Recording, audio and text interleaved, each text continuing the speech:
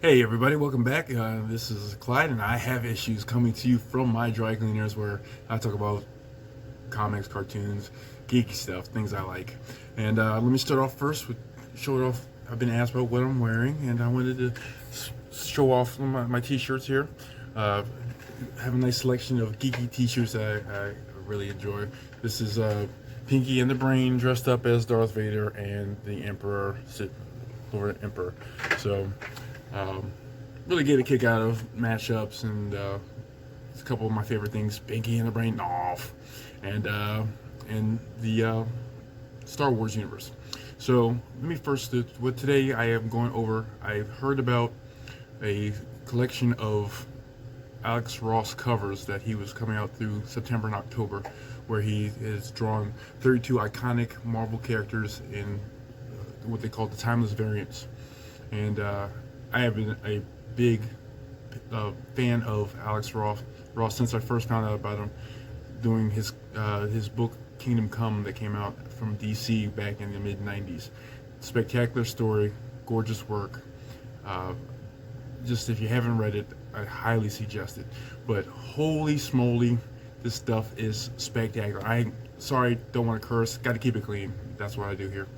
But yes, if you haven't seen them, I'm going to go over them and show you all the work, all the covers, and just if you get a chance and you like the work, you should be able to pick up most of them at cover price. Some of them are kind of getting harder to find now.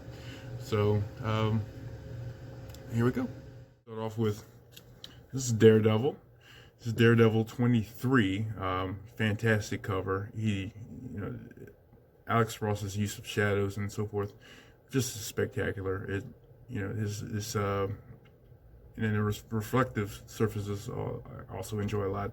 Looks like Daredevil here is wrapped in red pleather or red aluminum foil or something like that, but it looks really good. I really like this cover. On to second cover is Doctor Strange. This is Strange Academy number 3. Uh, great use of dark and light and shadow. Again, another nice cover. Now to She-Hulk. This is Immortal She-Hulk number 1.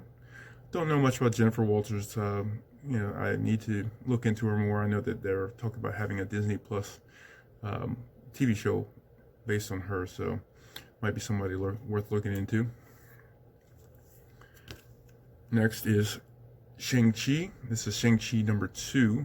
Again, great detail. I love the muscles rippling on the body. It was reminiscent of Bruce Lee. Just great work, and his hands are spectacular. I don't know if you ever tried to draw hands. Hands are always tricky. Hands and feet. If you ever see like Rob Liefeld's work, you know, he struggles with that, so he often would try to hide his feet. So it's fantastic work. You do yourself a favor, or not, if you don't want to frustrate yourself, try to draw some hands and see how you do. That's why most cartoonists have 3 fingers in cartoon characters, just because it's hard to get those look realistic. On to Namor, and this is Empire Fallout Fantastic 4 number 1. Fantastic work. Again, his the shadows are you know, that little eyebrow that he's given, I get a kick out of. But did notice that Alex likes to draw his characters with their arms crossed.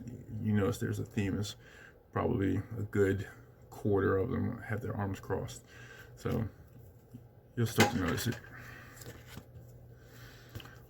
On to next is Storm, and this is a giant size X-Men Storm number 1. Just good work. Alex uses models where he takes pictures of them, and I'm guessing he has them lit from one side so he gives them the shadows, but really good stuff. Next is Wolverine. This is Wolverine number 6. Again, Wolverine was one of my favorite characters as a kid. I became iconic. He the face of the X-Men, and like the de facto leader. Just even the cartoon was turned into Wolverine and the X-Men. He was that important in the 80s and 90s. And here's one of my probably one of my top 2 favorite covers. This is Colossus. Again, arms crossed, but the reflective surfaces that Alex Ross does is just spectacular. I just, just the sheen, the shines coming off of them, it just looks really nice. On to Kurt Wagner, Nightcrawler. This is Excalibur 13, and I'm sorry, the previous one was New Mutants 13. There's a lot of 13s coming up, so I guess about a year ago, Marvel must have rebooted a bunch of series. But again, this is one of my personal favorites. I liked his swashbuckling nature, had some good stuff, and just uses. Even the dark characters have a lot of depth in the artwork. On to Beast. This is Dr. Hank McCoy. This is X-Force 13, and again, he's got, again, it's a great cover. The shows off the blue furry doctor. Some nice work. On to Iceman and Marauders 13. Personally, this is one of my least favorite covers. It's still really nice, but just the way I guess he was trying to make him translucent and transparent, it just kind of just doesn't do much for me. On to Jean Grey, and this is Hellions 5. Again, this is I like the look of Jean with the hair blowing in the wind. It's a good look. Next we have Cyclops and X-Men 13, and I saw in a blog post where someone commented that the way the shadows goes, the cowl, like you notice in the middle, kind of splits his head in half, and it looks like it's two-toned, and it's just the way it looks. It's kind of, once he said once you see it, you can't unsee it. So unfortunately, I'm stuck seeing it. So are you. Next is Angel, and this is X Factor number 4. I really like this cover because the depth that he gives in the painting, the halo on Angel's chest is just, it looks fantastic. It looks like it's three-dimensional, like you can almost put your finger through it. It's nice work. Next is the Ever-Loving Thing. This is Fantastic Four. Now, the Fantastic Four here, they seem to Marvel did kind of a bit of a cash grab because all 4 members of the Fantastic Four were all the same issue. So it's all Fantastic Four 24. So all 4, if you wanted all 4 covers, you had to buy 4 copies of Fantastic Four 24. So this is the Thing. On to Mr. Fantastic. Again, Fantastic Four number 24. And this is, I think Alex missed an opportunity to have Reed stretching or doing something interesting here. This just looks like, could have been a professor doing his class picture for the yearbook. So, on to, this is the Human Torch. So again, this is a nice cover. I really like it. Again, the blog that I saw, they didn't care for it. They said it looked a little cartoony, but I thought it was pretty good. And here is the Invisible Woman, Sue Richards, and again, this is where she just kind of goes from solid to transparent or translucent. So I like the effect there. It looks really good. On to this here is my personal favorite. It is the Silver Surfer, and again, the reflective surfaces I think he excels at. You can see the surfer reflecting into the board, and it looks just spectacular. I can just stare at this one for a long time. Nice work. On to, this is Medusa. This is Fantastic Four 25. I'm sorry, Fantastic Four Antithesis number 3. She's one of the Inhumans, race of superhumans, people that live on the moon, along with Black Bolt, Lockjaw, and the rest of them, and they were just kind of changed by the Terrigen Mist. The Silver Surfer is Fantastic Four Antithesis number 2. Here is Black Bolt. Black Bolt here is Fantastic 425. Again, I again this shine, I like it. It's the reflective surfaces. Again, it looks like there's a sheen coming off him. So Black Bolt's an interesting character. He's like the leader of the Inhumans, but he's not able to talk because if he opens his mouth, it's like a destructive wave comes out. I don't know. It's hard to describe, but him talking is destructive. All right, now to Avengers. Here is Falcon with Red Wing. So, yeah, he's a little bit off center, but they had to have Red Wing in there just in case you didn't remember he was Falcon. So this is Captain America 24. Now you have Iron Man, another reflective surfaces, which is pretty nice. Arms crossed, standard pose. This is Iron Man #1. Again, beautiful work. And we have Thor here. It's Thor #8. Again, gorgeous. The depth that they had to put in there. The Thor looks like he's actually wearing leather with some metal plates attached to his chest. So I like it, and I think it did a great job with that. On to Black Panther. This is Avengers 37.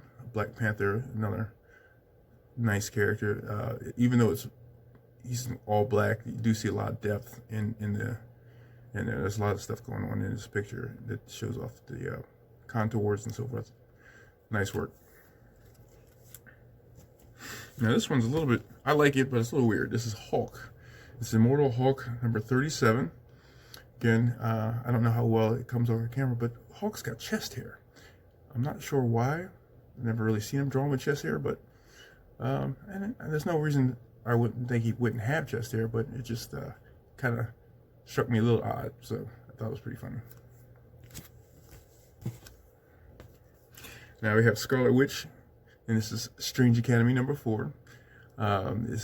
She strikes me as being very nonplussed. Like, Scarlet Witch is not impressed. Like the gymnast, was it Michaela, from the Olympics a few years ago when she had the silver medal, and she was just not, she just wasn't very enthusiastic about it.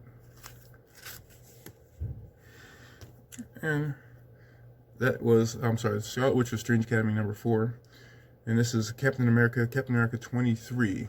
Captain is his normal superhero pose, not arms crossed, but you know, he's just looking like he's ready to save the day.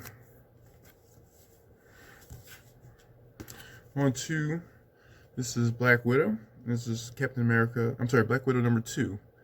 Black Widow #2, and she's adjusting her cufflinks, and looks like she's ready to go. I like it.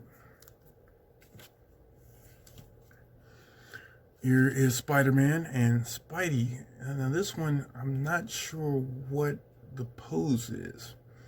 I love Spider-Man. Spider-Man's one of my all-time favorites, probably.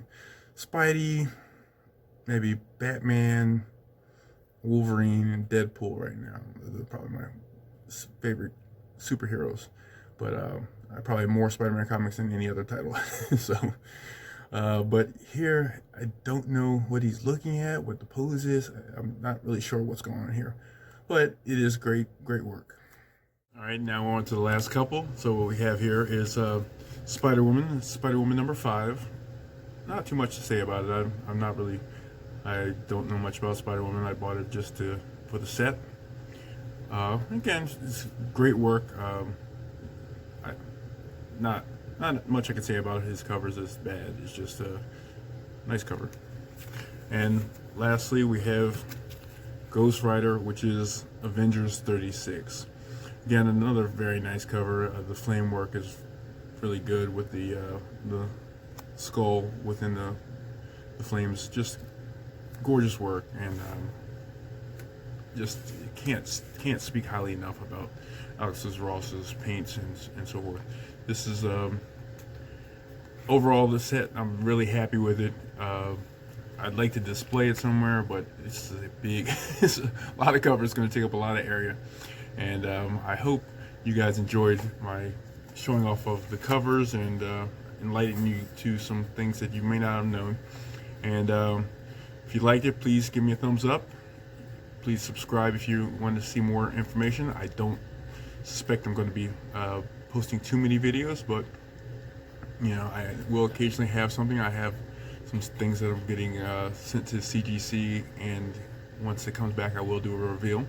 So it should be some fun comics there, and get to check how my grading process, my pre-grading process was, and compare my early assessments versus the actual grades. So thank you very much. Have a great day.